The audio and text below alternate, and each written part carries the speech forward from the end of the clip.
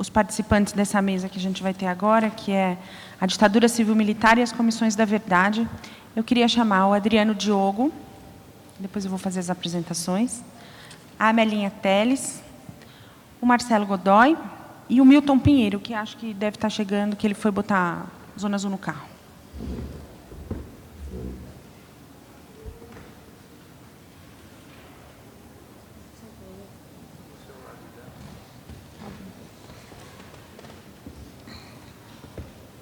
Aqui você, Marcelo, ao lado da Joana.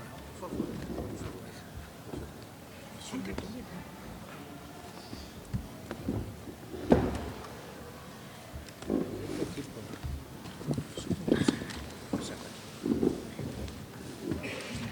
Fora da mesa.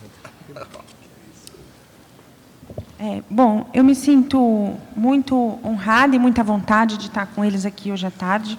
A gente já se conhece há um bom tempo e acho que pode dar uma boa discussão. A Amelinha Teles, enfim, acho que vocês já conhecem, mas vou falar só um pouquinho da atuação dela. Ela foi militante durante os anos da ditadura militar, foi presa junto com seu marido. A irmã estava grávida na época, a Crimeia, e com seus filhos pequenos, a Janaína e o Edson. E ela foi fundadora da Comissão de Familiares e Mortos e Desaparecidos e, recentemente, integrou a Comissão Estadual da Verdade e, atualmente, também a Comissão Municipal da Verdade. A Amelinha Teles é uma conhecida militante feminista que tem essa luta pelos mortos e desaparecidos e, na Comissão da Verdade, uma atuação muito importante. Esse é o Adriano Diogo, ele foi ex-deputado estadual, ele também foi preso durante a ditadura militar, ele foi o presidente e o coordenador... chegou o Milton.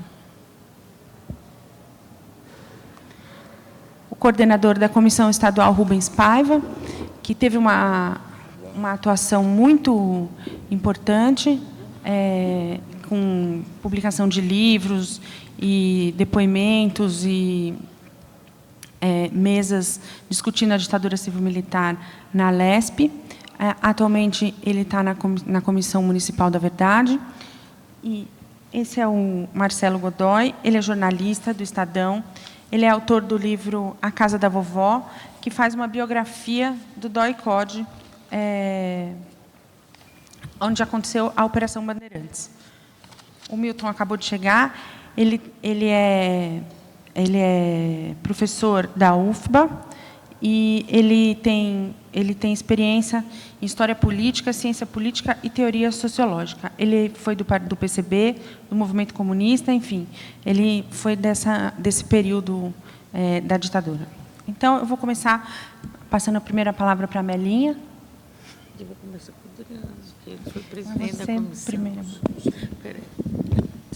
Gente, boa tarde. Boa tarde aqui aos integrantes da mesa. Mais uma vez, a gente vem trazer essa discussão a público, a discussão sobre as comissões da verdade. Eu queria fazer assim, um reparo, porque eu não uso essa expressão, ditadura civil-militar.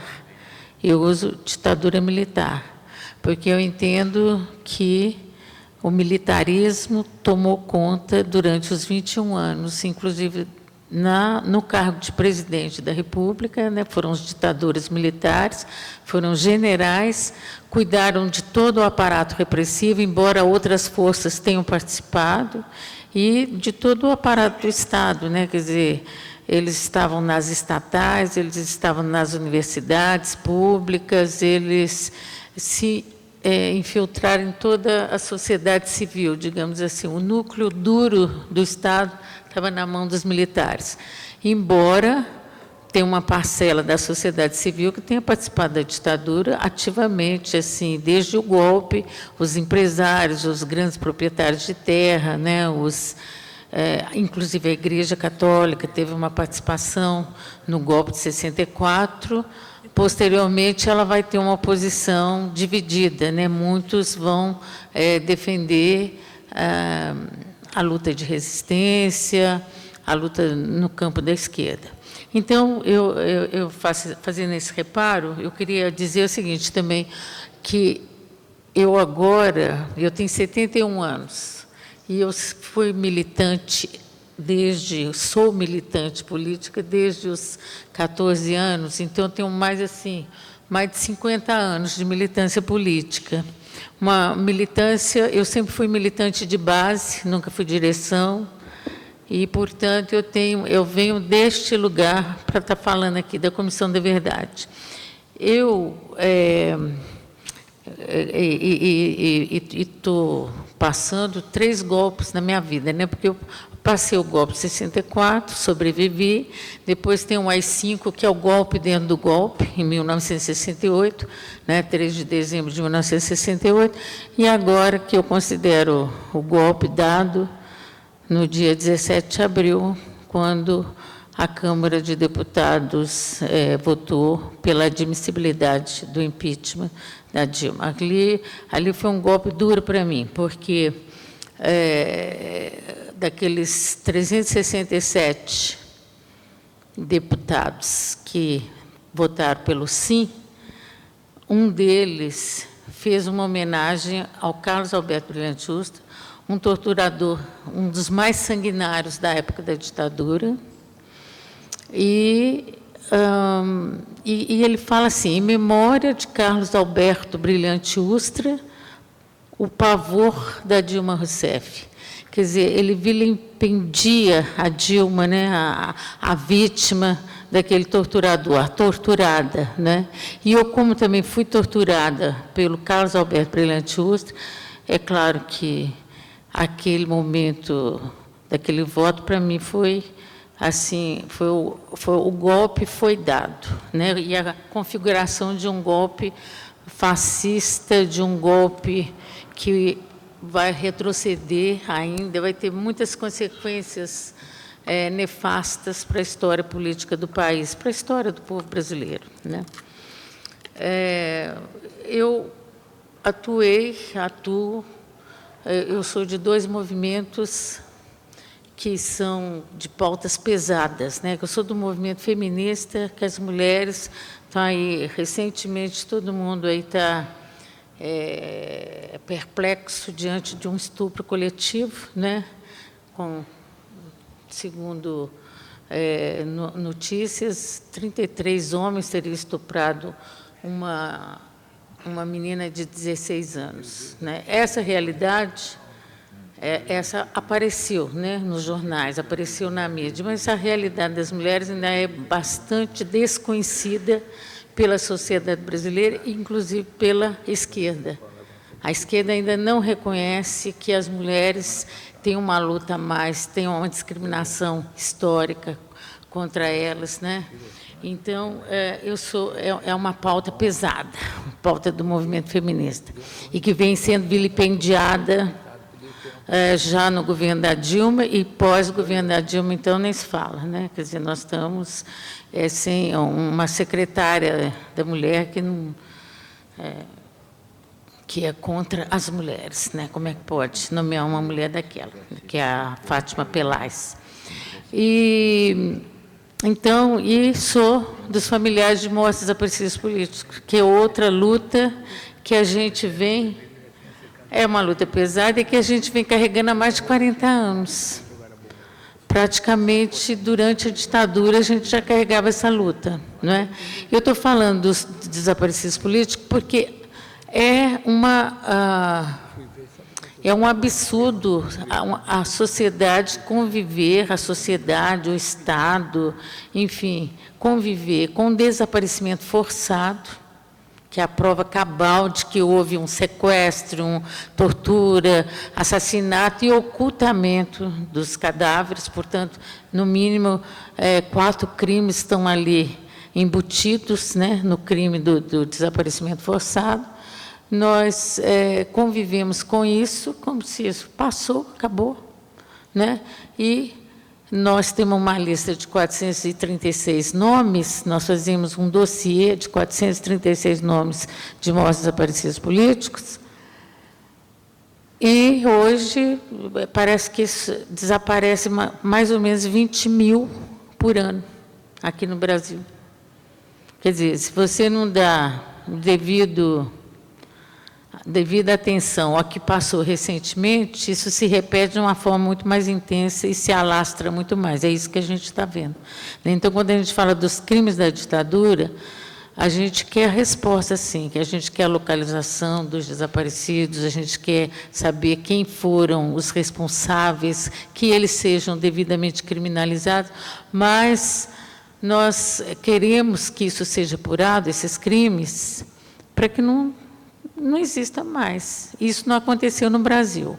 A nossa luta é grande, eu poderia entrar aqui em detalhes de como se desenvolveu toda essa luta, e muito isoladamente, viu, gente? Quando acabou a ditadura, eu estava no finalzinho, a esquerda esqueceu de nós.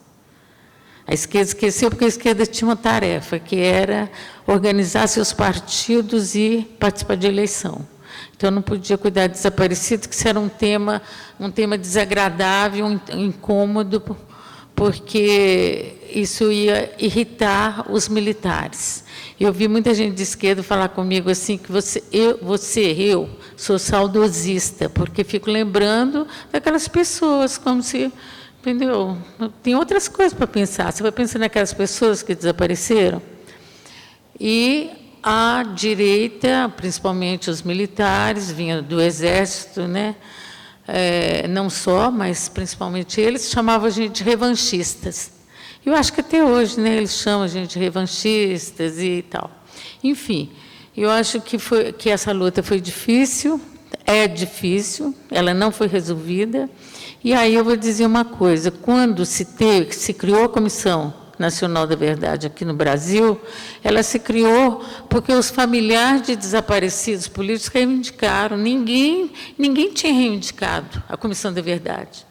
Depois, muita gente até se arvorou em defensor da verdade, tem que apurar e tal. Ótimo, não tenho crítica nenhuma. Mas estou dizendo que essa luta foi uma luta nossa sozinha. Sabe, naquela oitava conferência? Aquela do Plano Nacional de Direitos Humanos, versão 3, de 2008, acho que era a 11ª, né? Conferência Nacional de Direitos Humanos, eu me lembro muito bem. Primeiro, assim, esqueceram de colocar o eixo memória e verdade na discussão dos direitos humanos, do plano. Segundo, nós tivemos que defender a Comissão da Verdade, e quando foi na hora da votação, quem votou com a gente foi o movimento negro, tinha muito militante do movimento negro. Então, nós não ficamos sozinhas naquela hora, porque o movimento negro nos apoiou, porque o movimento negro tinha uma reivindicação, que permanece, de criar também a Comissão da Verdade da Escravidão. Então, da escravidão,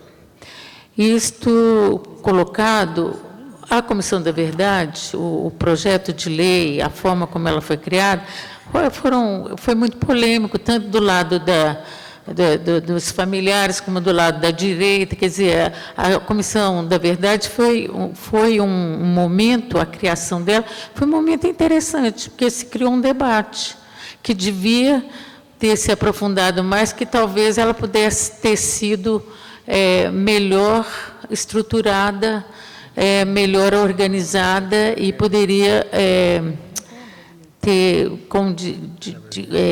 como eu diria, ela podia ter estar mais azeitada, para quando funcionasse, começasse a funcionar, já tinha mais um objetivo, um público, um alvo, um objetivo mais definido, né? E uma mobilização maior da opinião pública. De qualquer forma, foi um processo polêmico, ela funcionou, né? E aí eu acho assim que... espera só um pouquinho, tem algum problema? Não, porque tem tempo aí? Se quiser, não. Quanto tempo que eu tenho ainda? Tem mais uns 5 minutos. 5? Tá bom, gente, então mais 5 minutos, então vamos rapidinho. A comissão...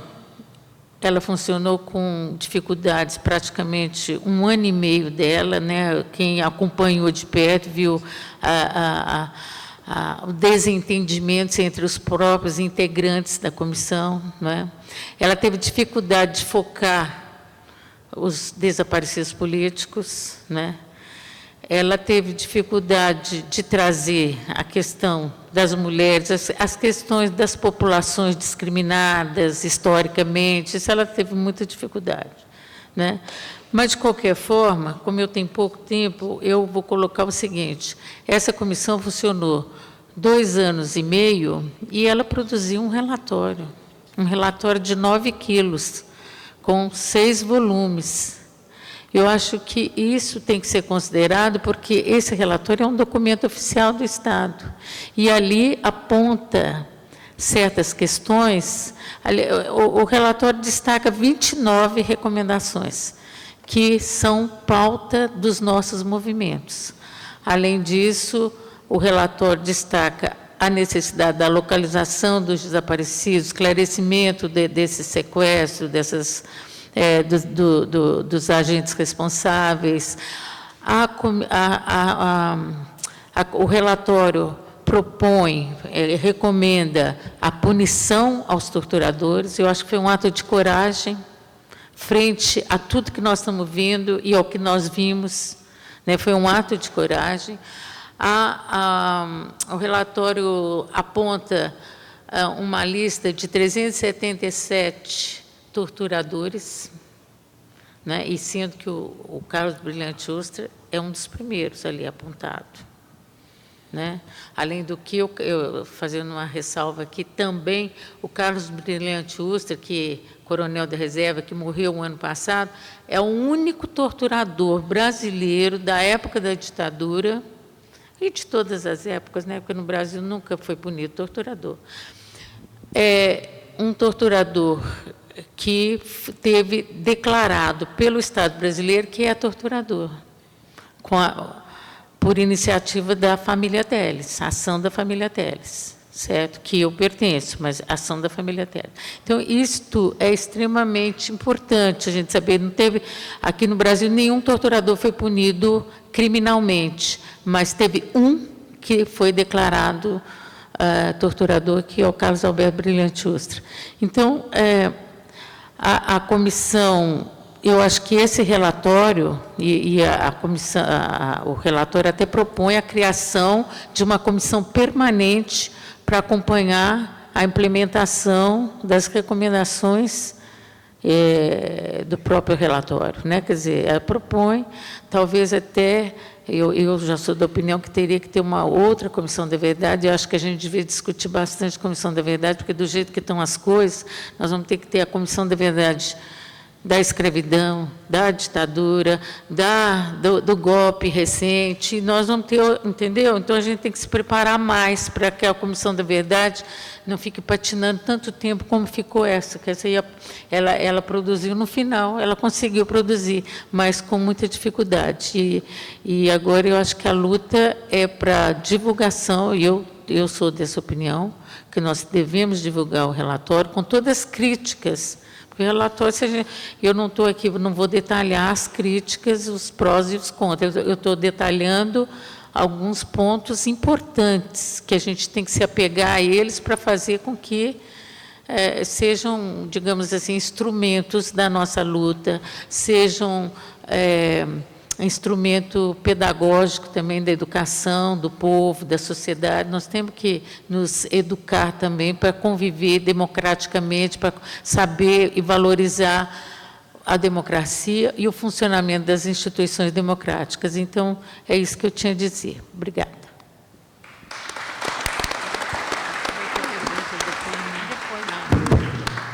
Acho que as perguntas a gente vai fazer no final, quando todo mundo terminar de falar. Então, agora eu passo a palavra para o Adriano.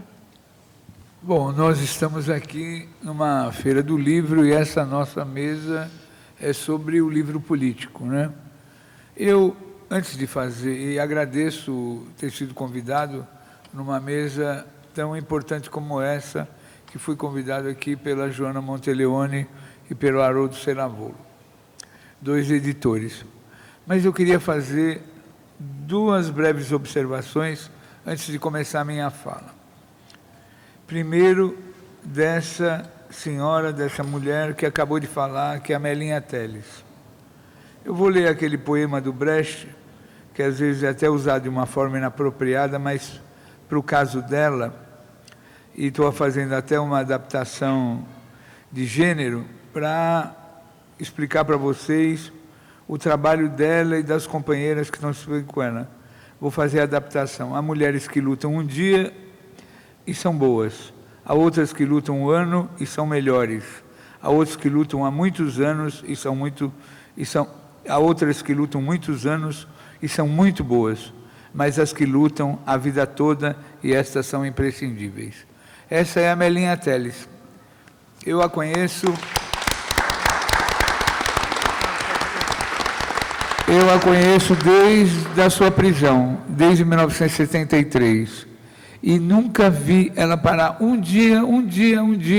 Eu costumo dizer que ela se assemelha àqueles caçadores de nazistas que andam pelo mundo inteiro reconstituindo as histórias do fascismo e da Segunda Guerra Mundial. E queria também, nessa mesa, fazer uma homenagem aqui ao Marcelo Godoy, que depois de 10 anos lançou o livro, de 10 anos de pesquisa, lançou o livro Casa da Vovó, por ocasião da existência das Comissões da Verdade, que é um dos livros mais importantes que foi feito da história militar no Brasil, dessa história clandestina de como a repressão atuou no Brasil. Bom, a Melinha também é autora de vários livros, acho que não tem nenhum dos livros dela aqui na Feira do Livro, mas recomendo que saibam dos livros que a Melinha já escreveu. E na comissão, nós organizamos 3 livros. Reeditamos um documento dos presos políticos chamado Bagulhão, que era a lista dos torturadores, um documento antigo que saiu das prisões por volta de 75, que viajou o mundo inteiro, nós fizemos. Nós reeditamos esse, sim, um outro trabalho organizado pela Melinha, pela Crimeia, pela Suzana, que é a sentença da Corte Interamericana em relação aos crimes de tortura e desaparecimento forçado no Araguaia, e editamos o livro sobre as crianças.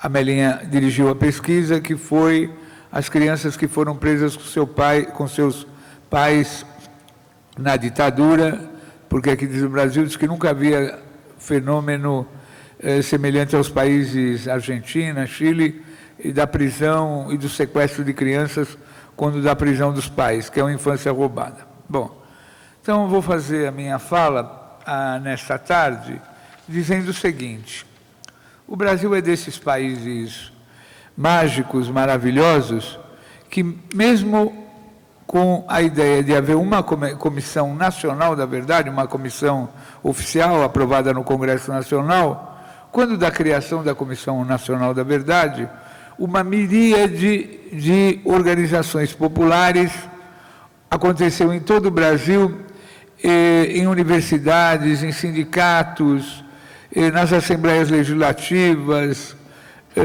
nos movimentos populares, criando comissões da verdade. O relatório da Comissão Nacional da Verdade, felizmente, foi um recorte e cola de todas essas organizações populares que houveram no Brasil. Tanto é que ele tem muitas imperfeições, mas ele está bom por conta dessa contribuição, que o Brasil inteiro, jovens pesquisadores, livros, pesquisas acadêmicas, filmes, vídeos, tudo começou a se levantar sobre o que ocorreu na ditadura, porque era uma comissão da verdade que começou 50 anos depois do golpe. O golpe demorou 21 anos no Brasil. Até hoje os livros didáticos falam do golpe como se fosse uma revolução. A revolução, cada vez eles inventam um nome. Aquela época era golpe, era revolução, agora é impeachment e por aí afora, né? Então, na literatura escolar, na literatura acadêmica, o golpe de 64 é como a escravidão. Você só conhece a princesa Isabel, né? Não sabe nem o nome da mãe da princesa Isabel. Sabe que em maio de... E um processo de tortura, genocídio, que durou 400 anos no Brasil, você não aprende quase nada. Zumbi, você aprende alguma coisa assim, bem secundária, assim, bem deformada, uma coisa terrível. quilombo, aquela coisa. Você aprende Bandeirantes, você aprende tudo que tem direito. Zumbi, você não sabe nada, quem acabou com os quilombos, enfim. Esse é o Brasil, né? A história oficial, o Brasil da história oficial. Por isso que nós valorizamos tanto o livro do Marcelo, que é o Casa da Vovó. Embora ele esteja nos devendo um book trailer daquele livro. Então, a ditadura, tem um jornal aqui em São Paulo que chama a ditadura de Dita Branda. Mas por que ele chama de ditadura? Porque ele apoiou a Dita Branda, porque ele patrocinou a Dita Branda. Branda para eles, que lucraram muito dinheiro, viraram um império jornalístico. Eu estava comentando aqui com eles aqui na mesa, que a semana passada o Obama foi lá para Hiroshima e foi falar com os familiares, e 2 articulistas da Folha escreveram artigos justificando o bombardeio de Hiroshima e Nagasaki, do ponto de vista sanitário, né, como eles conseguem fazer. E tem o diretor de jornalismo da TV Cultura, que escreveu um livro, é um descendente de japonês, ele escreveu um livro, como a Folha de São Paulo deu a notícia do bombardeio de Hiroshima. O título da notícia era mais ou menos o seguinte: importante experiência científica ocorre no Japão. Os caras mataram 100 mil pessoas em 15 dias, fora a infantaria de Okinawa, dos Estados Unidos, que entrou em Okinawa. O exército japonês estava rendido. Na China, o exército vermelho cercou os japoneses, eles estavam rendidos. Não tinha mais nada, não tinha nenhuma reação. E a Folha de São Paulo disse que foi uma importante experiência científica que ocorreu naquele momento no Japão. Então, o Brasil não é um país normal. Aqui a violação dos direitos humanos, a tortura é tida como um método natural de interrogatório. E o pau, que era o antigo tronco dos escravos, porque o pau era vertical e horizontal, né? O tronco, conforme a necessidade, ele é o símbolo. Assim como a cruz é o símbolo da resistência dos cristãos, o pau de arara devia ser o símbolo nacional. O símbolo nacional dessa barbárie que é esse país, dessa barbárie. Por isso que o processo de Comissão da Verdade, não pensem vocês, quando nós temos Comissão da Verdade, as pessoas falavam assim, pela esquerda, pela direita, pelo centro, mas vocês não têm o que fazer. Esse negócio de golpe é coisa do passado, tortura, imagina. Isso não existe mais no mundo moderno, né? E a gente está falando dos mortos, dos desaparecidos, da mudança dos atestados de óbito, das valas, do Coronel Curió. Coronel Curió, a Melinha estava comentando, viemos essa semana assistir uma peça baseada no livro do Leonêncio Nossa, sobre o assassinato coletivo dos militantes da guerrilha do Araguaia. Coronel Curió é uma autoridade no Brasil, não sei se vocês sabem quem é o Coronel Curió. O Coronel Curió é o cara que, junto com o Coronel Lício, fez o cerco dos militantes da chamada guerrilha do Araguaia. Todos foram presos vivos e depois levados para a Serra das Andorinhas. Alguns já haviam sido assassinados e seus corpos foram incinerados numa fogueira de pneu e suas cabeças foram decapitadas. Só 2 crânios foram devolvidos. Quem que fez essa empreitada? O Curió. E quem é o Curió? É o mesmo Curió que vai fazer a mina de Serra Pelada, o maior trabalho escravo da humanidade no mundo moderno. E hoje quem é o Coronel Curió? Coronel Curió é o homem que detém o maior número de requisições de exploração diária de garimpo e mineração na Amazônia. Esse é o Coronel Curió, que andou aí pelos acampamentos, assentamentos do MST, atirando em gente, teve no Rio Grande do Sul, teve em Eldorado dos Carajás. Esse é o Coronel Curió, a autoridade brasileira. Se é que não é já general. Bom, já é general, né? Já é general. Já é general. Então, e outro dia vocês viram pela televisão, quando o Brasil teve a oportunidade de conhecer o seu 12º Congresso Nacional, e entre todos aqueles achincares e aquela vergonha televisionada que o povo brasileiro conheceu seus parlamentares, aquele senhor Bolsonaro vem e fala uma homenagem ao homem que torturou a Dilma, ou que apavorava a Dilma, que era o torturador, que era o general Carlos Alberto Brilhante Ustra. Tanto a Melinha como eu, era 73, nós fomos presos com meses de diferença. No caso da Melinha, não só ela, toda a sua família, inclusive seus filhos, foram levados para o UBAN. Todos nós fomos torturados pessoalmente por esse senhor, que à época se chamava Doutor Tibiriçá. Maiores detalhes no livro Casa da Vovó, que como é que eles se sentiam aqui nessa prosaica delegacia da Rua Tutóia com a Tomás Carvalhal, que tem sede do Conseg de Vila Mariana, um pequeno logradouro, uma casa da morte, onde eles mataram mais de 100 pessoas lá, na tortura. Bom, pois bem, o senhor Bolsonaro homenageia nada mais, nada menos que Carlos Alberto Brilhante Ustra, que além de ser o comandante militar dessa unidade, organizava a repressão e a busca de combatentes em todo o território nacional. E o Bolsonaro, junto com o pastor Everaldo, uma semana depois vai para Israel e vai fazer uma imersão nas águas do Rio Jordão, humilhando toda uma civilização cristã, fazendo um escárnio. Lógico, hoje o PSC, partido do pastor Everaldo, é uma organização militar pentecostal, né? Porque se o golpe de 64 foi um golpe eminentemente católico, bem patrocinado pela Igreja Católica, e nunca se viu, que tinha até aquele padre mariano, Patrick Peyton, né, islandês, que andava pelo mundo derrubando governos e pedindo golpe. Agora nós tivemos essa virada pentecostal. E isso vai dar muito trabalho, esse novo golpe.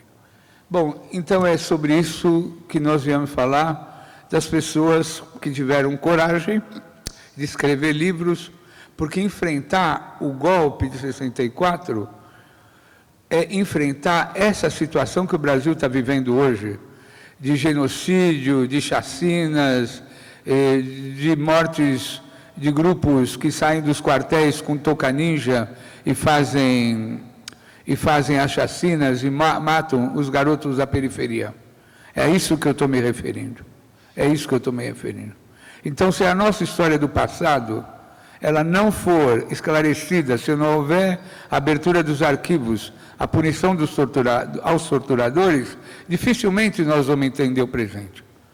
Por isso que esses golpistas, esses neogolpistas que estão voltando à cena, são filhos e netos daqueles mesmos que deram o golpe, que patrocinaram o golpe, a mesma Fiesp,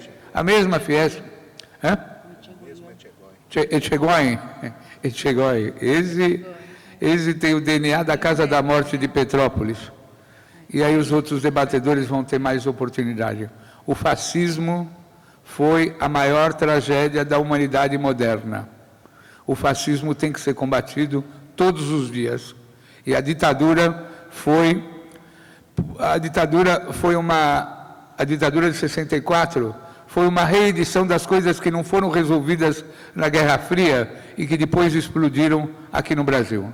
Os fascistas estão por aí. É nosso dever combatê-los. Por isso que pessoas, os familiares de mortos e desaparecidos são imprescindíveis. Estão velhos, doentes, com pouco apoio do Estado, dos partidos políticos. Os partidos políticos desconhecem essa discussão os grandes partidos políticos da legalidade, desconhecem a questão dos direitos humanos. Direitos humanos é coisa que atrapalha, que não dá voto, é uma coisa que suja a imagem. Imagina nos contrapormos a coisas, né, aos programas de televisão do fim da tarde, do seu Datena, daquele Marcelo e outros malucos aí que apregam a pena de morte, principalmente para as crianças, para para as classes menos favorecidas. O fascismo é a marca da escravidão, é a marca... Vocês veem, o Brasil era totalmente alinhado às potências do eixo. Não é à toa que Getúlio Vargas manda a filha do Prestes para um campo de concentração. Não é à toa que Getúlio Vargas tinha Filinto Miller e tantos outros fascistas incrustados no governo. Depois fez aquele giro no fim da Segunda Guerra, que foi um giro daquele acordo com os americanos que lhe interessava fazer no fim da Segunda Guerra. O fascismo tem que ser combatido todos os dias. Muito obrigado.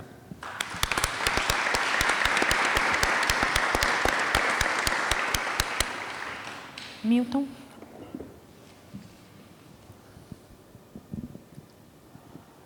Será que eu tenho como tirar daqui? Dá para tirar.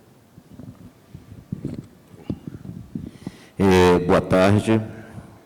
Agradecer o convite para estar aqui presente na figura da Boitempo, contato que obtive, e aproveitar o ensejo para colocar algumas questões anteriores ao debate sobre as comissões da verdade, em especial para que a gente desvele algumas características do Brasil, algumas levantadas por Amelinha, por Diogo aqui presente, mas é bom a gente entender que até a caracterização do golpe se apresenta de forma equivocada na literatura brasileira.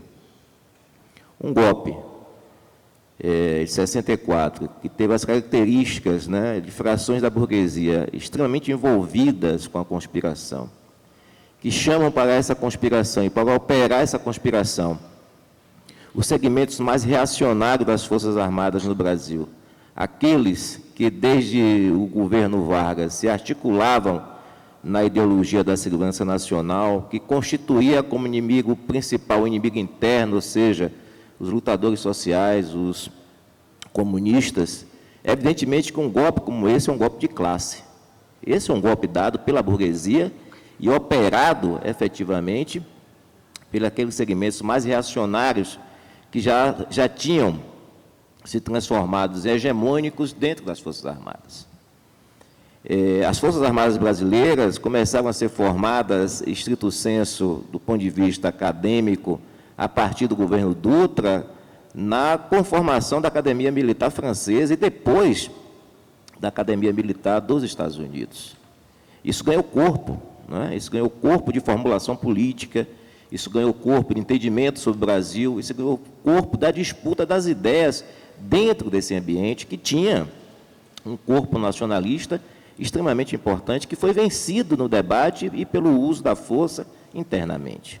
Essa é uma particularidade. A outra particularidade é a característica das diversas transições políticas que se articulam no Brasil. O Brasil é um país conformado por a seguinte lógica, né? Uma democracia formal de aspecto restritivo e uma particularidade extremamente frágil da consolidação de um tecido social com capacidade de reagir a isso. Essa junção dá um entendimento que, no Brasil, as transições, nos períodos mais duros, sempre se dão pelo alto, por acordo de cúpulas, seja entre os liberais, segmentos mais, vamos supor assim, de centro, segmentos democráticos que têm alguma ilusão com esse tipo de possibilidade, e as diversas transições sempre consolidam a permanência da autocracia burguesa e desse modelo de sociedade e desse sistema político que nós temos. A gente não pode descaracterizar nada do ponto de vista político do Brasil dessa ordem, porque a gente fica achando, evidentemente, pode considerar importante, que são agentes políticos do debate do parlamento ou de algum alucinado que apareceu na última cena política, que vai impactar e dar repercussão ao que ocorre cotidianamente em nosso país. Essa transição articulada pelo alto, mantida nas suas balizas e ampliadas nas balizas da autocracia burguesa, tem gerado cada dia mais restrições para os movimentos sociais se articularem, restrições na conformação de um aparato de cidadania e fortalecimento de um aparato jurídico, policial, econômico, né, que facilita a vida das frações da burguesia e, mais recentemente, nessa crise do lupenzinato da política. E aí entra os pentecostais, entra a bancada da bala, entra, evidentemente, aqueles que no campo têm a mesma prática que tiveram durante a ditadura, continuam matando, torturando, tomando terra e tudo que a gente possa imaginar.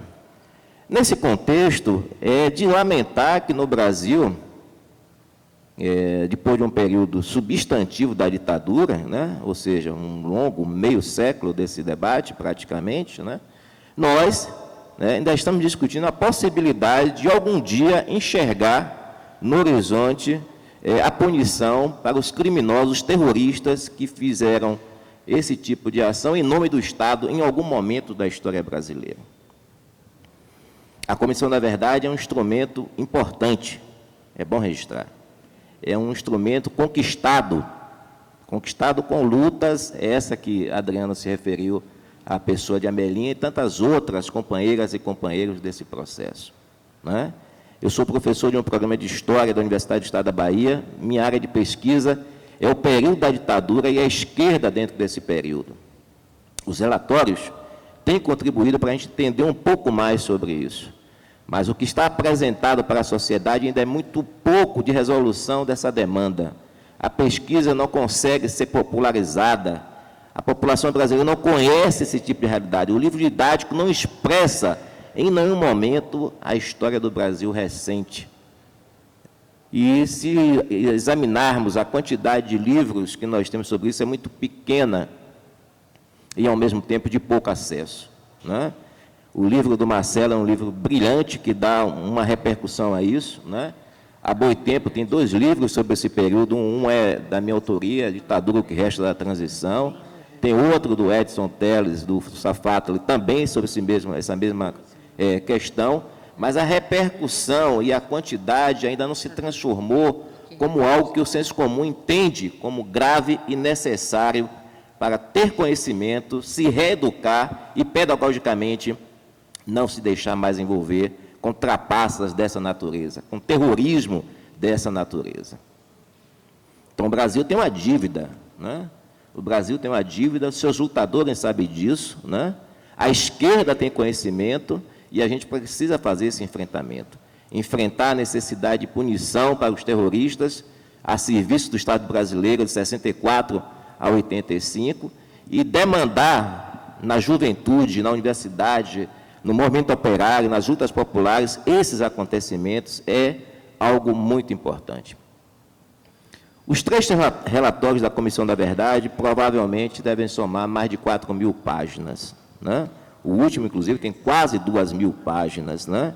E o último é extremamente impactante, né? Ele fala de quem foi assassinado, de quem foi preso, de quem foi torturado, suas organizações, os responsáveis. É um documento extremamente importante para conhecimento público, para a pesquisa acadêmica, para o domínio das populações do que ocorreu no Brasil. Ali tem, né, um conjunto de informações extremamente importante. E ali também está identificado, né, os terroristas, né, que, em nome do Estado, praticaram aqueles crimes.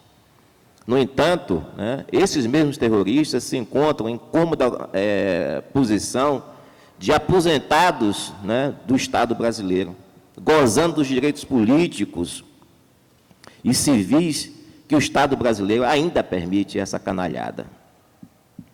Em grande medida, alguns já morreram, mas continua com a repercussão de ter, para o Estado brasileiro, o papel de herói. Por isso que foi importante o que a família Teles conseguiu na Justiça em relação ao brilhante Ustra, do Estado reconhecer que ele era um torturador. Apesar que isso, do ponto de vista jurídico, da repercussão, daquele canalha anteriormente ter enfrentado o Banco dos Réus e a prisão, isso não ocorreu, até mesmo porque eu mesmo veio a falecer para o bem da humanidade o ano passado.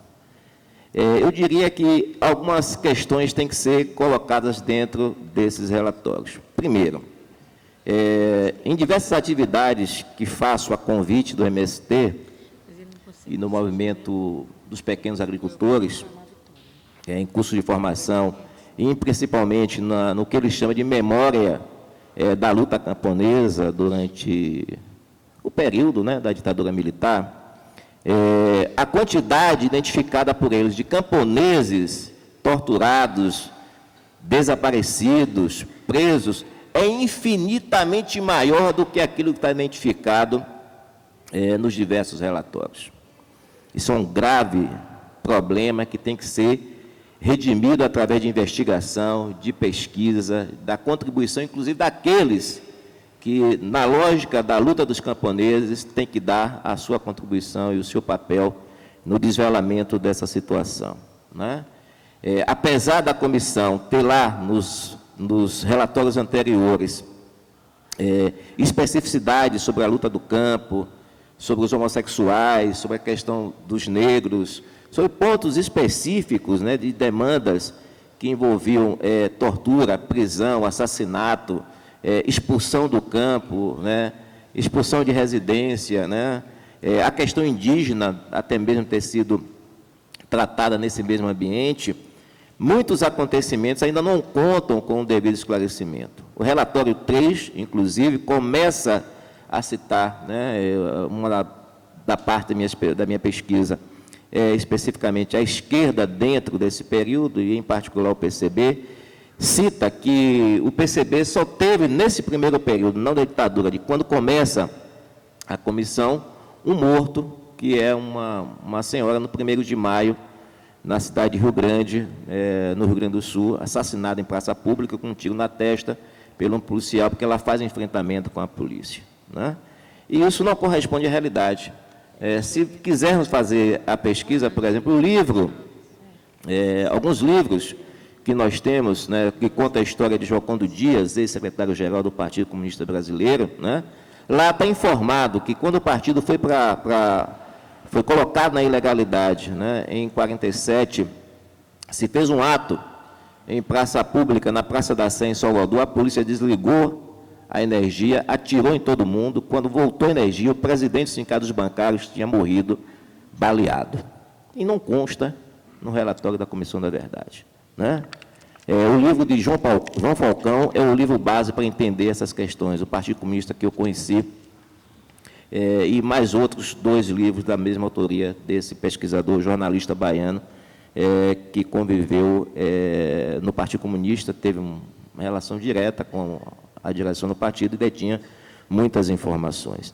Então, se a Comissão da Verdade é um avanço na contribuição para desvelar esses crimes, né, identificar aqueles que, em defesa do Brasil, foram mortos, torturados, desaparecidos, né, muita coisa precisa ser adicionada e muita celeridade deve ser dado a essa nitidez de informação.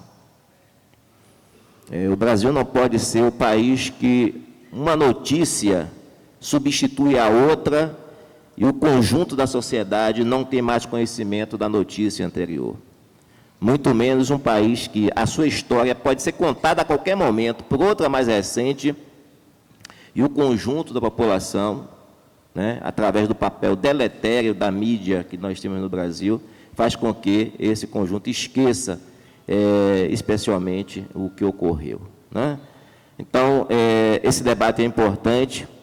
Acredito que a juventude que estuda, que pesquisa, tem uma fonte significativa de material para uma pesquisa política e histórica da melhor qualidade nesses 3 relatórios. Lá pode encontrar, inclusive, as brechas que vai facilitar novas pesquisas para aprimorar e identificar alguns pontos que eu coloquei aqui. E dizer que um salão como esse, né, um debate como esse, enriquece a inteligência da cultura nacional, né? Porque a cultura nacional é introjetada pela sua memória, é articulada pelo fazer e pelas práticas daqueles que lutam em defesa da verdade, da justiça e da memória. Isso é importante. Portanto, é minha saudação e agradecer mais uma vez pelo convite. Muito obrigado.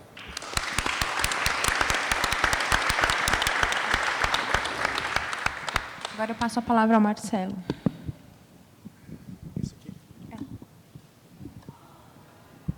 Oi. Bom, A primeira coisa que eu... Antes de mais nada, boa tarde a todos. Desculpa, é que essa timidez ainda me mata um pouco na hora de conversar, de olhar para todo mundo e começar a falar. Então, você já entra direto no assunto, que é uma forma de tentar vencer um pouco essa timidez. Mas... há muito tempo, eu comecei a ouvir, a entrevistar uma série de militares, e toda vez que eu os ouvia, a questão da punição dos atos cometidos por eles sempre estava presente em cada diálogo, em cada conversa. Acompanhei o processo da criação das diversas comissões da verdade. E acho que aqui no Brasil me parecia cada vez mais claro que com 20 anos de atraso a gente fazia aquilo que o Chile fez pouco tempo depois, na época do Informe Rettig, do seu início de processo de redemocratização, que foi fazer justiça na medida do possível. Era assim que os chilenos diziam, né? Era assim que os governos da concertação diziam para os seus eleitores, né? Teremos justiça na medida do possível. E essa medida do possível era conviver com Pinochet como comandante das Forças Armadas chilenas de um governo eleito pelo povo, né? Por mais de um governo eleito pelo povo, porque não foi só ele em que teve que conviver com Pinochet, mas Lagos e assim por diante. Até que Pinochet resolveu viajar, né, e descobrir que no mundo a medida da justiça podia ser outra, que não aquela do possível, aquela medida que era dada ou permitida aos chilenos. Nós, infelizmente, não tivemos esse choque, né, da justiça sendo feita por outro país, né? Infelizmente, o Ustra não viajou para a Itália, não viajou para a Espanha, ou não viajou para a Inglaterra para que pudesse, em alguma medida, ou em algum dia, ser preso, né? E assim a consciência nacional de que algo injusto estava sendo feito, ou a vergonha internacional de que uma injustiça era mantida nesse país, despertasse essa nação dessa sonolência. Mais do que isso, eu acho que há uma questão fundamental que a gente se esquece, que quando não se faz justiça e quando não se busca a memória, não se faz isso porque a história também é um objeto de luta, é também um objeto de dominação, né? E essa dominação, ela é sim uma dominação também de classes, de grupos.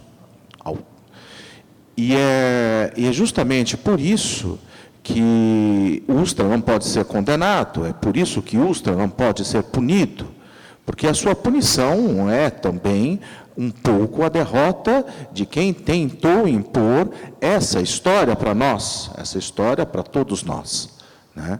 Eu acho que isso me parecia cada vez mais claro cada vez que um desses militares conversava comigo, e sempre, quase que invariavelmente, fazia referências para a situação presente do país. E na situação presente do país, então governado por Lula, era para eles o símbolo de uma derrota, né? Assim eles o compreendiam. Mesmo que para muitos que viveram o governo Lula não seria necessariamente um governo de grandes vitórias populares, né? Mas era de uma simbologia muito forte para esses militares, em todo caso. Mais do que isso, você percebe o quão importante é a questão da memória, quando a gente se lembra que o primeiro grande livro de denúncia, e vamos chamá-lo assim, que ele é um grande livro mais do que de denúncia, ele é um livro de memória, que é o Brasil Nunca Mais, organizado pela Arquidiocese de São Paulo, usa uma passagem da Bíblia para dizer que, logo no começo, primeira página, uma citação, dizendo: escreve um livro para a minha memória, escreve isso num livro para a minha memória. Mas essa passagem da Bíblia, ela não fala só isso: escreve um livro, escreve isso, algo para a minha memória, porque saber que a religião cristã era uma religião histórica, todos nós sabemos, mas é mais do que isso. Ela vai além, ela não só diz para que transmita isso para os seus filhos, né, para que Moisés transmitisse isso para os seus filhos, isso está no Êxodo, mas diz que a memória dos seus inimigos será varrida da terra. A memória dos seus inimigos, na verdade, eu entendo como a obra de uma classe, né? A obra de alguém que tentou organizar uma narrativa que era uma narrativa de dominação, né? Uma narrativa de opressão, né?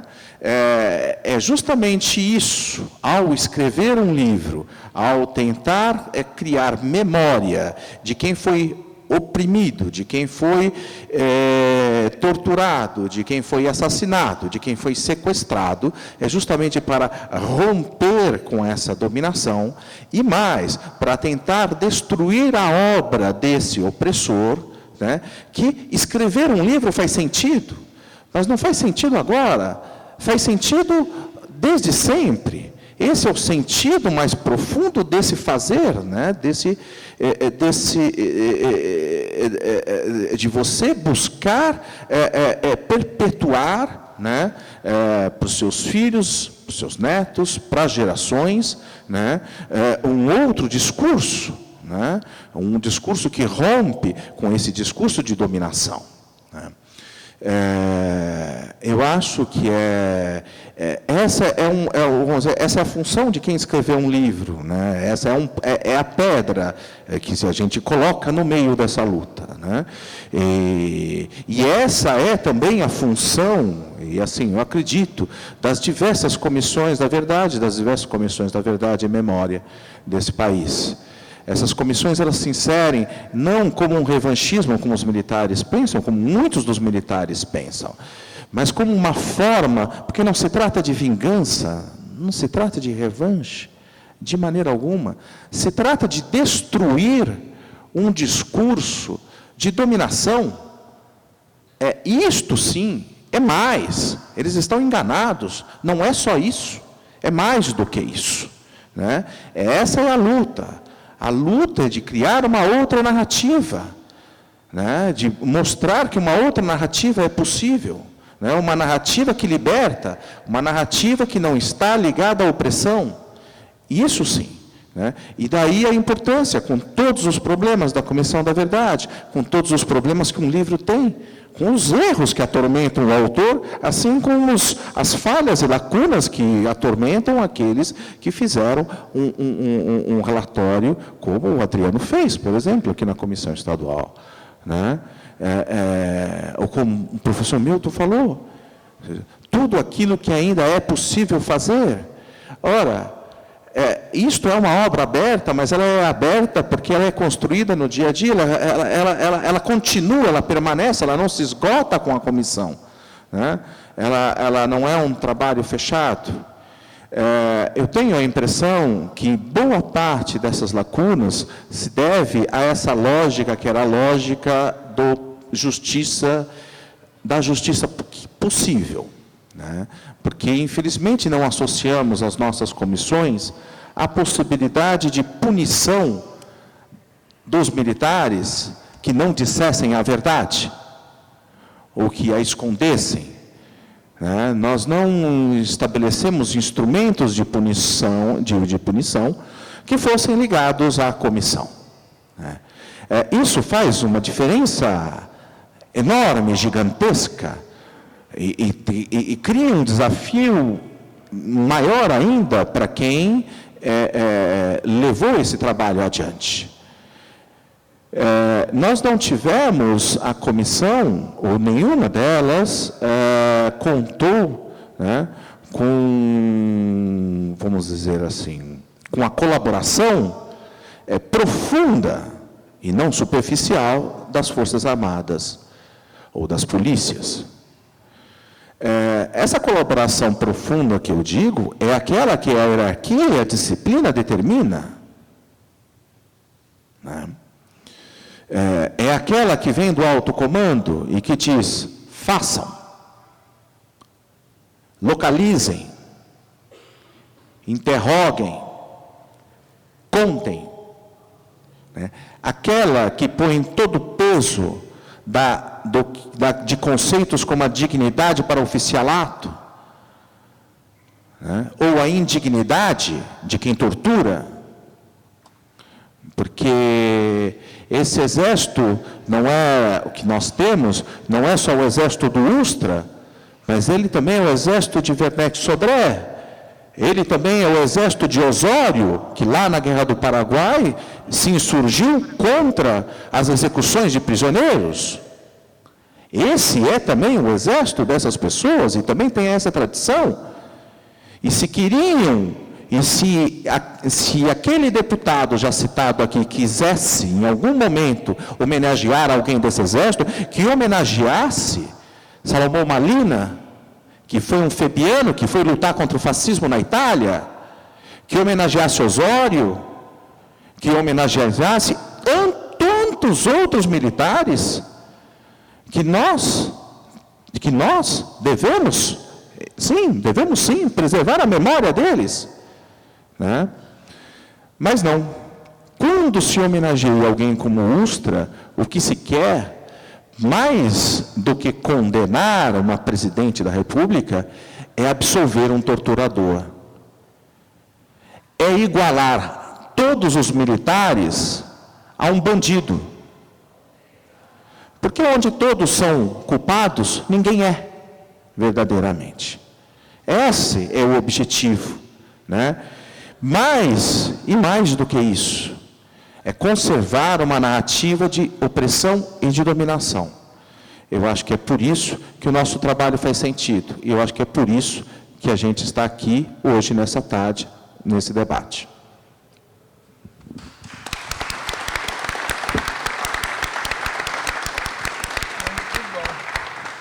Eu queria agradecer a participação de todos da mesa e abrir para perguntas e, enfim, para quem debateu. Quem for fazer pergunta, só dá um toque que eu estou com o microfone, que nós estamos gravando. A gente não vai ter, eu vou guardar.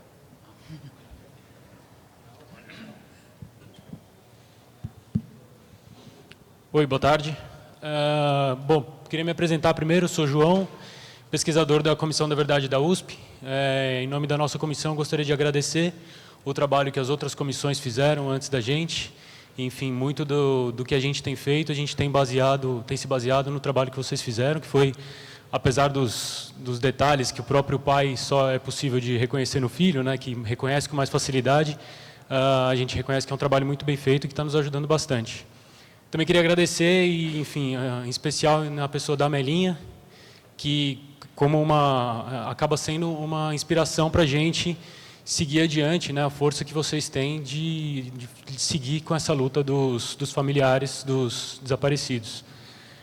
Eu queria fazer uma pergunta, além desses agradecimentos, fazer uma pergunta em especial ao professor Milton, caso o Adriano Diogo também consiga contribuir, com relação ao papel dos movimentos estudantis. Né, o professor Milton, enquanto um pesquisador dos movimentos de esquerda dentro da ditadura, eu queria ver como que é possível a gente entender o papel dos movimentos estudantis na luta contra a repressão, principalmente depois que houve um enfrentamento muito grande por parte dos militares, principalmente depois de 75, se sobrou alguma força para os movimentos estudantis conseguirem fazer resistência, ou se, enfim, as universidades acabaram ficando um pouco órfãs desse tipo de resistência. Obrigado. Responder? Não, acho melhor ele responder, um a um, ele responde, você responde, depois a gente parte para a próxima. Tá bom. João, é importante essa questão que você colocou em duas dimensões. Primeiro, eu sou o relator da Comissão da Verdade da minha universidade. E nós identificamos na Bahia, na Universidade Federal da Bahia, uma presença extremamente forte da UDN nas decisões de cassação, expulsão de estudantes, professores e de entrega de nomes de pessoas que eram militantes, né?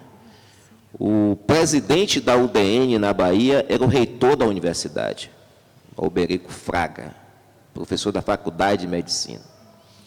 Então, você consegue localizar nas atas das reuniões do Conselho Universitário decisões reservadas a diretores de faculdades, né, e pró-reitores, que o papel principal naquele momento era entregar estudantes e professores.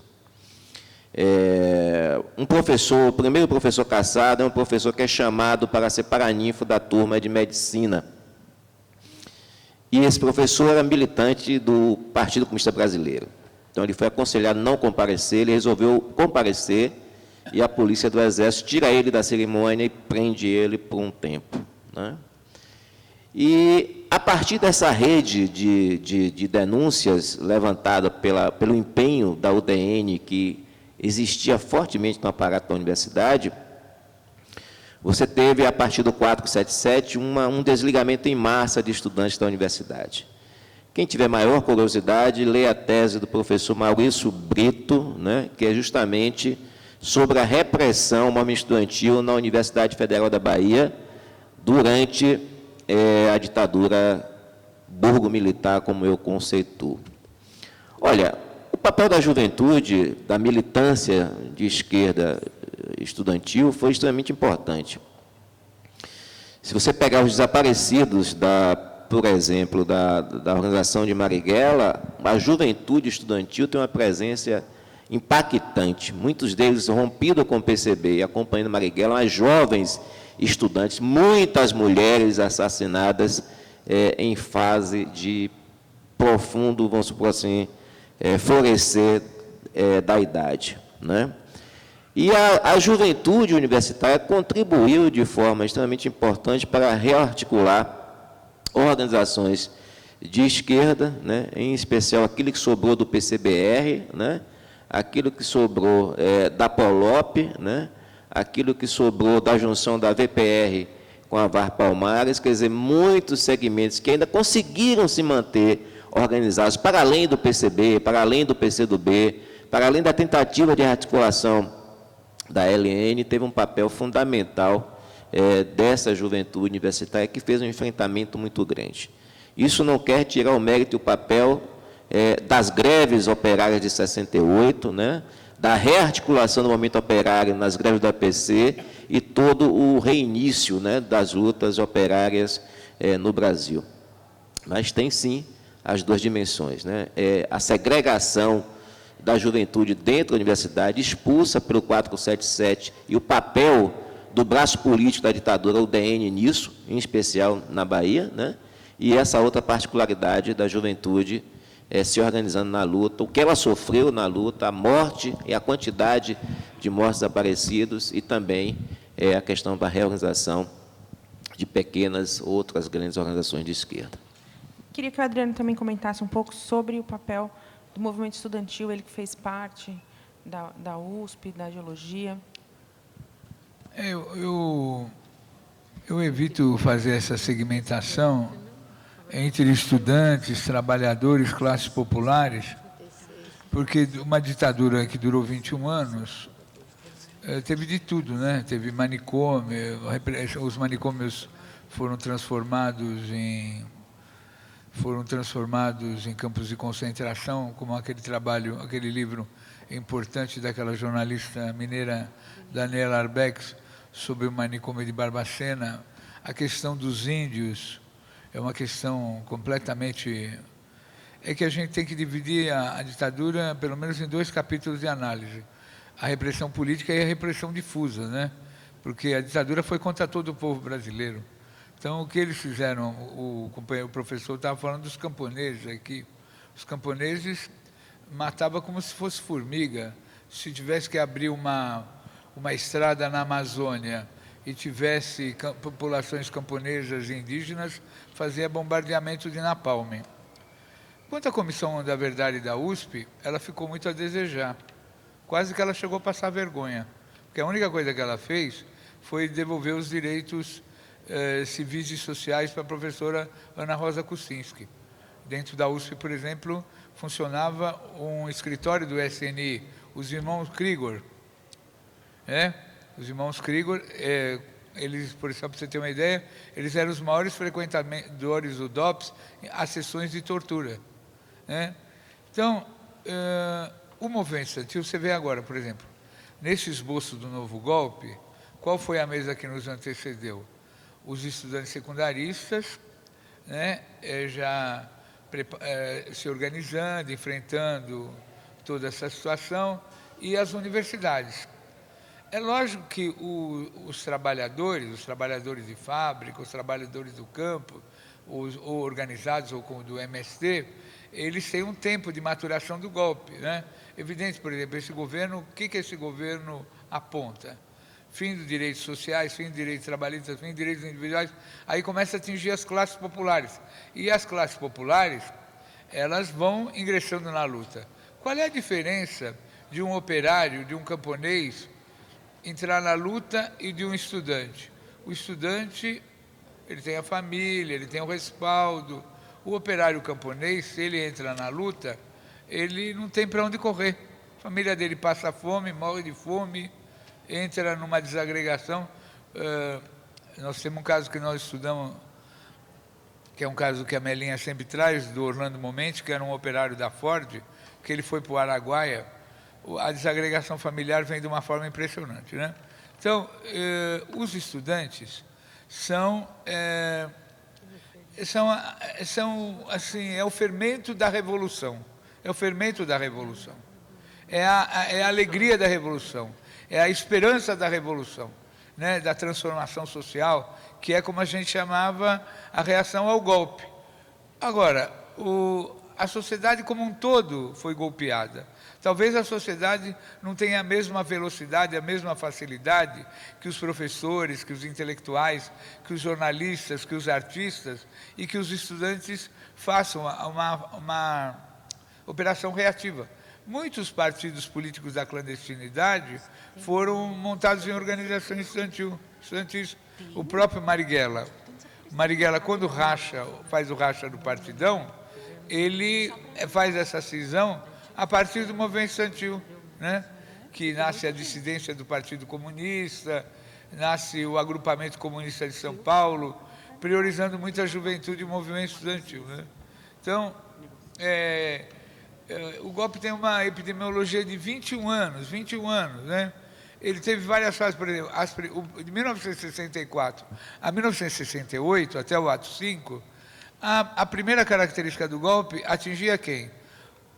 Os trabalhadores, os ferroviários, os operários, os portuários, os soldados de baixa patente, os camponeses organizados nas ligas camponesas, principalmente no Nordeste. Essa era a primeira característica do golpe de 64. Quando vem 68, que é o golpe dentro do golpe, já é o golpe contra o movimento estudantil, contra a classe média, é a passeata dos 100 mil, dos artistas, é o cinema novo, é o teatro, é a música, é o tropicalismo, é o teatro oficina, é o teatro de arena, é o teatro opinião, os baianos, o pessoal do Caetano, o pessoal do Gil, Maria Bethânia, todo aquele povo de Salvador. Enfim, aí já é uma outra característica da sociedade brasileira, um outro nível de enfrentamento. 68, por exemplo, a queda do Congresso de Biúna, a propaganda da luta armada, o Glauber Rocha falando dos filmes O Sertão Vai Virar Mar e o Mar Virá Sertão, o Sérgio Ricardo apregoando a luta armada como se fosse assim, uma coisa da redenção, uma coisa sublime, uma sublimação de um estágio superior da luta. Depois vem a queda, depois vem o ascenso dos movimentos populares, o movimento de custo de vida, o movimento da caristia, o movimento de creches, os movimentos em geral, os operários, que vão para 79, de 75 a 79, a lei da anistia, o movimento brasileiro pela anistia, a volta dos exilados, a abertura das prisões, que era uma outra forma de organização e de luta. E, lógico, os estudantes também tiveram sua fase de contribuição, né? Depois vem a fase de 79 a 85, que vem o movimento pelas diretas, o grande ascenso do movimento de massas, né? Aí vem o governo Sarney. Aqui em São Paulo, por exemplo, a prefeitura foi o grande instrumento da repressão. Era o grande aparato, o grande aparelho da repressão era a Prefeitura de São Paulo e a Câmara Municipal de São Paulo. Imagina você que o irmão de Cantídio Sampaio, Antônio Sampaio, era o grande presidente da Câmara, e o Cantídio Sampaio era um dos grandes assassinos do Estado Novo, junto com aquela turma aquela turma da repressão da polícia secreta a prefeitura sempre foi a Vala de Perus. Ela não nasceu de uma falha geológica, não teve um terremoto que cindiu lá em Perus e aí 1.500 ossadas foram enterradas em Perus. Até hoje nós não sabemos quem foram os responsáveis diretos pela Vara de Perus. Os prefeitos, os vereadores, o Serviço Funerário Municipal, né? Então, um golpe como o golpe de 64, com o espectro de 64, por isso, por exemplo, esse livro que a Joana e o Haroldo fizeram, a participação da sociedade civil, do empresariado paulista, um documento importantíssimo, inédito, né? E como esse livro, Casa da Vovó, vocês têm que ver o dia que o Haroldo e o Marcelo foram fazer o lançamento do livro Casa da Vovó lá na Assembleia Legislativa, que um ex-torturador, o Carlinhos Metralha, não tem. Pronto. Já falei uma bobagem.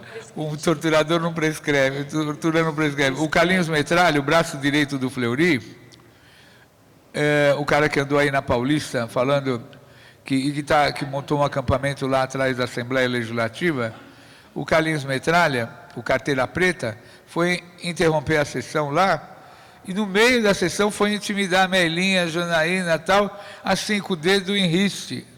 Então, a ditadura foi de uma brutalidade. Eu costumo dizer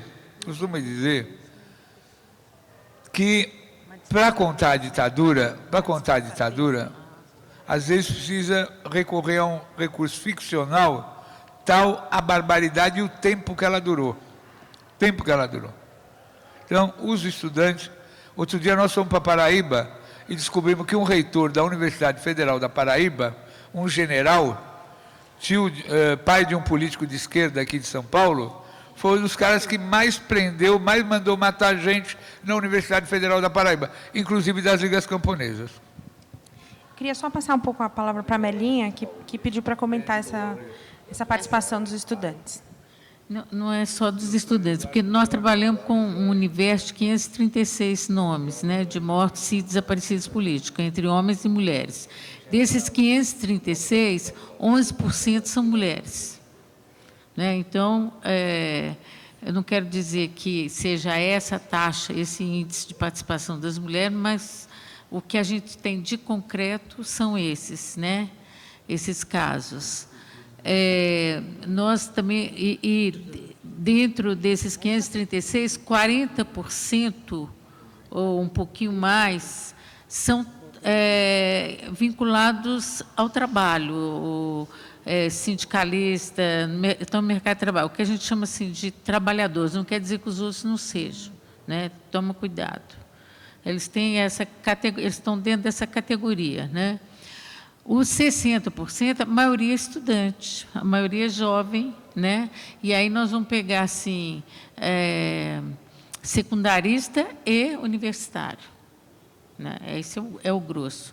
Por exemplo, nós vamos pegar na guerrilha do Araguaia, que eu tenho um vínculo maior, assim, familiar e histórico, né? Porque eu fui do PCdoB, fui presa, inclusive em função da deflagração da guerrilha.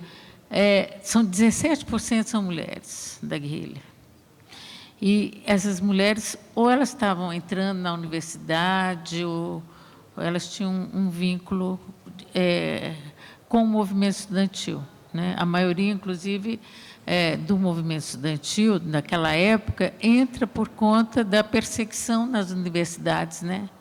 Muitos vão estudar, mas aí não podem mais. O AI-5, com a edição do AI-5, a clandestinidade aumenta no meio da juventude, então muita gente vai para a luta armada, né?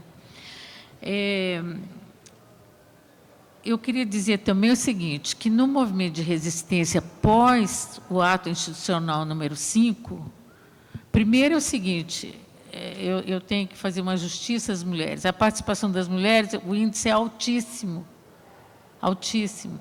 Tem um estudo do Estado-Maior do Exército, Estado-Maior das Forças Armadas, né, INFA, que faz um estudo dentro de 500 militantes que estão presos nos quartéis em 1970, 26% são mulheres, gente. Isso é um índice altíssimo. 17% na guerrilha do Araguaia. O Araguaia foi lá na selva amazônica. Quer dizer, você está...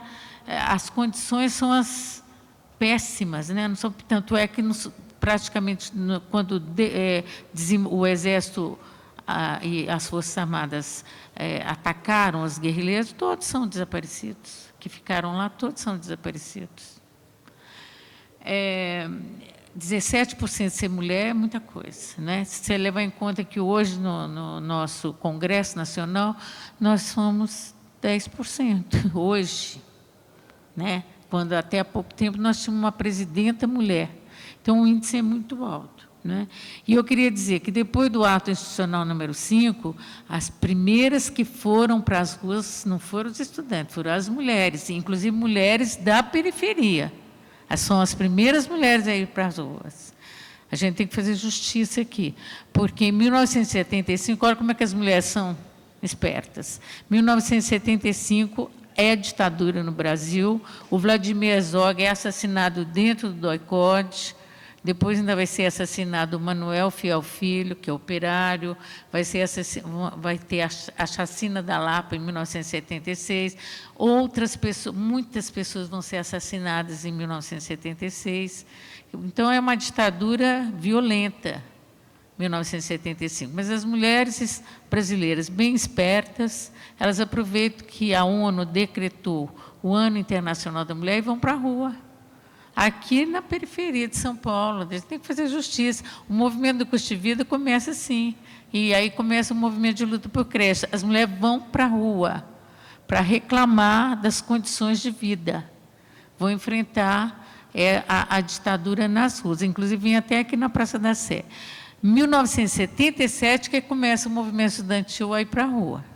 Aí vai, 1977. É quase 2 anos depois das mulheres. E as mulheres, e ainda tem outras mulheres também, que não são da periferia, são mulheres da classe média, mas que vão para a rua colher assinatura pela anistia ampla, geral e restrita, que na figura mais expressiva é a figura da Terezinha Zerbini, que, por sinal, é mulher de um general caçado, né? Então, para vocês terem uma ideia, as mulheres tiveram um papel ali na resistência, tanto na luta armada como fora da luta armada. Porque aqui a luta aqui, dessas mulheres donas de casa e mulheres da classe média, é luta política ali, de mostrar suas ideias e enfrentar o que vier pela frente. Sem a arma, são as ideias, né? Elas não estão armadas. E tem aí que vem os operários do ABC, né? Eles vêm em 78, 79. Eles não vieram em 77, enquanto greve, enquanto movimento, né, aberto, né, de resistência. Então, é isso que eu queria lembrar. E eu queria dizer uma coisa, gente, da Comissão da Verdade, vocês me permitem? Eu acho que o Brasil é um Estado muito cínico, hipócrita, porque você descobrir a verdade. Olha que o Brasil descobriu um pouquinho sobre a verdade, aliás, como diz o Adriano, ele fez aquele Ctrl+C, né? Depois Ctrl+V, né? Copiou, e às vezes copiou mal, hein? Porque eu não estou entrando aqui em detalhes, mas tem coisas absurdas, né? Que a gente vê todo dia, se lendo o relatório. porque copiou errado. Não, você entendeu? Você, na hora da pressa, você copia e aí dá o contrário daquilo que você quer dizer. Mas descobriu, trouxe alguma verdade. Tem o Paulo Malhães, que é o coronel do Exército, que fala, gente, como é que se desaparece com um militante político. Ele explica, nos mínimos detalhes. Foi assassinado porque falou demais. Mas está lá na internet, são 300 páginas que vocês podem ler esse depoimento, que é terrível, né? E, ele, aliás, ele mostra muito bem como é que são os militares, como é que eles se manifestam em relação às mulheres. Ele falou que odeia fazer interrogatório com as mulheres. Ele falou isto, lá no depoimento dele. Gay e mulher, ele odeia. Então, eu acho que, mas mesmo assim, trouxeram 377 nomes de torturadores, né, no relatório. Portanto, eu chamo do Estado brasileiro de cínico, hipócrita, porque ele sabe a verdade e não toma nenhuma providência. Eu acho que... Como é que você descobre? Descobre que denúncias que nós estamos fazendo há muito tempo, mas somos nós. Agora, eles é que fizeram o relatório. É eles que estão dizendo, é oficial agora. E vai manter desse jeito, sem apuração? É isso que eu acho que é o mais grave de tudo. Mais perguntas? Alguém? Tenho. Eu vou fazer uma pergunta para o Marcelo Godoy. Marcelo, fala um pouco do livro, como você fez esse livro, como você obteve as gravações. Importante a juventude saber da importância. Então, fala, depois nós vamos... Vai falar agora? Não. Pode deixar a pessoa perguntar. A pergunta... Deixa eu ver se eu pergunto. Pode fazer a pergunta. Faz a pergunta. A grupo, né? Obrigada. Melhor. Pode fazer? Pode fazer. Tá. Seria direcionado... Desculpa, eu não ouvi o seu nome. É de branco, para você de branco? Marcelo. Marcelo. Você trocou em 2 pontos que me preocupam muito até hoje. Eu não vivi a ditadura. Tudo que eu sei sobre a ditadura eu li e pesquisei, né? Eu nasci em 85. Então, o que eu estou vivendo hoje é essa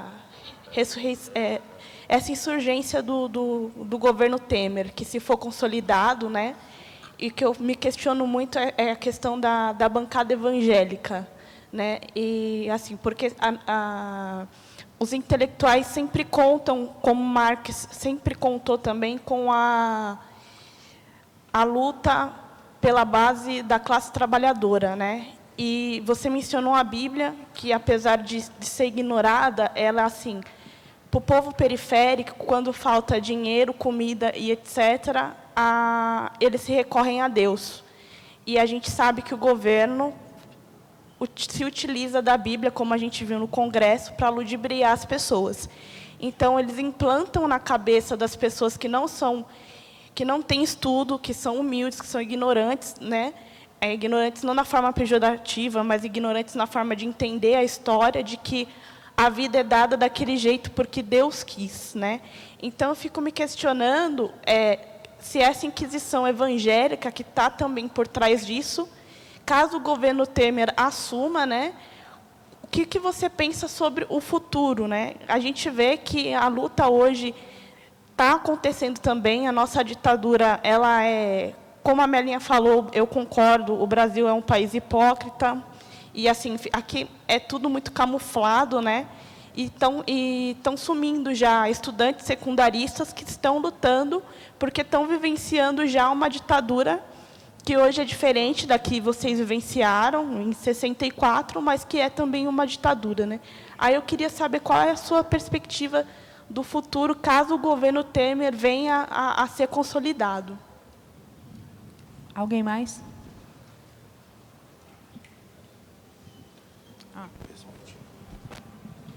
Boa tarde, meu nome é Rosário Ferreira, eu sou formada em psicologia, e aproveitar que o Marcelo vai falar do livro dele, né?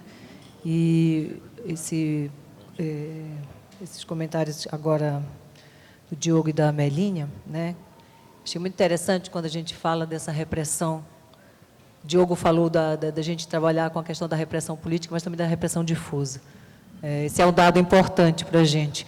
Eu sou de Belém do Pará, nasci em 61, vivi um pouco do que aconteceu por ali, nessas épocas aí que vocês já falaram. Acho que quando a gente fala de uma repressão difusa, né, e quando a gente identifica esses atores todos colocados aí, trabalhadores, camponeses, mulheres, jovens. Outro dia uma pessoa lia aquele livro que a Secretaria de Direitos Humanos fez sobre as crianças, e uma pessoa falava para mim, eu não sabia que crianças tinham sido afetadas. E eu acho que a gente precisa falar mais mesmo do impacto dessa ditadura civil-militar e de uma situação como a gente está vivendo agora, do impacto em todas as dimensões da vida humana, do ponto de vista simbólico para a sociedade brasileira, para a educação, para as relações sociais, para a relação entre as pessoas no cotidiano, né, do quanto essa repressão ela traz um discurso de dominação e que está presente em todos os espaços. Então, afeta homens, mulheres, população LGBT, a questão racial, indígenas, crianças e adolescentes. Acho que falar disso é trazer também para a cena, eu gostei, Marcelo, quando você fala da gente ter essa coisa de outras narrativas sobre tudo isso, né? De outras falas, de outros discursos sobre isso, que desconstrói um discurso que está posto aí. Então, assim como naquela época a gente viveu uma ditadura civil-militar que afetou a dinâmica social brasileira, hoje também afeta. Então, hoje não é uma questão relacionada a um partido, a um grupo de pessoas, mas afeta a sociedade brasileira como um todo. Por isso que ela está carregada desse machismo, né, desse sexismo, de todas essas questões que estão postas hoje aí para a gente. Né? Então, só para a gente trabalhar bastante isso e falar mais sobre isso com as pessoas. Há, sim, uma repressão difusa, né? Uma repressão que atinge a todos nós no nosso dia a dia, no nosso cotidiano. E é legal a gente falar sobre isso com as pessoas. Conseguiria ser efetivo se ele não tivesse essa capilaridade e portanto, ele não conseguiria ser difuso, né? Sem ser difuso, né? Ele não conseguiria ser assim. Acho, de fato, eu concordo contigo, ou seja, ele não seria eficiente, portanto, né? E daí a importância da gente perceber como ele se manifesta desta forma capilarizada entre nós, né? Em relação ao que você havia dito antes, voltando a essa questão, que ela tem a ver com esse poder, com essa capilaridade que determinadas obras e que determinados pensamentos, né, têm dentro da sociedade, aí você citou basicamente a Bíblia, existem diversas hermenêuticas da Bíblia, né? Acho que quando você pensa que uma determinada leitura dela pode ser usada como instrumento de opressão e instrumento de dominação, ao mesmo tempo é possível ter uma leitura, né, que seja uma leitura de libertação, né? Se não fosse assim, a gente não explicaria, né, o surgimento de toda uma corrente dentro da Igreja Católica, principalmente nos anos a partir de Medellín, Puebla, né, ou mais precisamente a partir da Populorum Progressio do Paulo VI, né, que leva a Igreja a ter uma postura mais militante, principalmente no Terceiro Mundo, né, ligado aos movimentos populares, né? Embora hoje vivamos uma reação conservadora dentro dessa mesma igreja, ainda estamos dentro desse momento conservador dentro dessa igreja. Bom, em relação à perspectiva, dentro de tudo isso, em relação da questão de que forma isso se estende difusamente, a repressão e o poder, e de que forma isso afeta o nosso cotidiano e, portanto, o governo Temer, uma perspectiva de governo Temer, me parece que a gente vive hoje um momento de que, mais do que discutir o governo Temer, é mais importante do que discutir o governo Temer, é discutir vamos dizer assim, a exaustão de uma determinada política, que era uma política de conciliação, né, que caracteriza, de certa forma, o período que vinha dos governos anteriores, né? Essa política de conciliação, ela se exaure e ela se reflete ainda mais no momento de crise. Mais difícil ainda ela é possível, né? Porque, para lembrar o velho ditado popular, quando a farinha é pouca, meu pirão primeiro. Então, evidentemente, neste momento, a gente não tem uma política de conciliar, se a conciliação é impossível, o que teremos é o enfrentamento, né? E esse enfrentamento vai se caracterizar nas medidas tomadas pelo governo e no orientamento que essas medidas têm, né? E ele é muito claro, acho que para todos, né? Então, eu acho que essa é assim que se põe o governo Temer. De que forma esse enfrentamento ele vai se agudizar e, portanto, ele vai precisar de instrumentos de força em algum momento, é ainda difícil a gente saber nesse momento, né? Mas me parece muito evidente que a característica principal desse momento é a falência ou o esgotamento, melhor dizendo, da política de conciliação que foi adotada anteriormente. Amelinha. Porque ela perguntou sobre gênero. Bom, eu não sei, você perguntou alguma coisa da questão de gênero na ditadura? Eu estou te perguntando. Então, na verdade, assim, gênero, quer dizer, essa questão das desigualdades entre homens e mulheres, ela antes da ditadura, ela se manteve na ditadura e pós-ditadura, né? Recentemente, a gente viu aqui a grande polêmica, porque no plano municipal, plano nacional de educação, tinha gênero, e não pode, né? Pela extrema-direita, os conservadores, reacionários, fascistas, acabaram votando contra e retirando a expressão gênero. Então, é uma questão que está presente durante toda a ditadura, né? E eu coloquei aqui, uma das questões que eu coloco, assim, o ódio que os militares têm das mulheres na luta. Porque os homens são como eles, são homens. Não quer dizer que se torturou mais mulheres do que homens, não. A tortura é péssima para homens e para mulheres, ela é igual, não tem isso, que as mulheres foram mais torturadas que os homens. Mas eu quero dizer, o tratamento, sim, foi desigual. Como a desigualdade existe na sociedade, a desigualdade existe também dentro da tortura e dentro do aparato repressivo. O que acontece? As mulheres tinham que ser donas de casa, tinham que ser mães, boas mães de família. Então, uma mulher que deixa uma universidade, vai viver na clandestinidade, vai pegar em armas para lutar contra a ditadura, essa mulher quebrou totalmente o estereótipo que os militares têm das mulheres. As mulheres são dóceis, as mulheres devem ser submissas, e essa mulher não, ela enfrenta.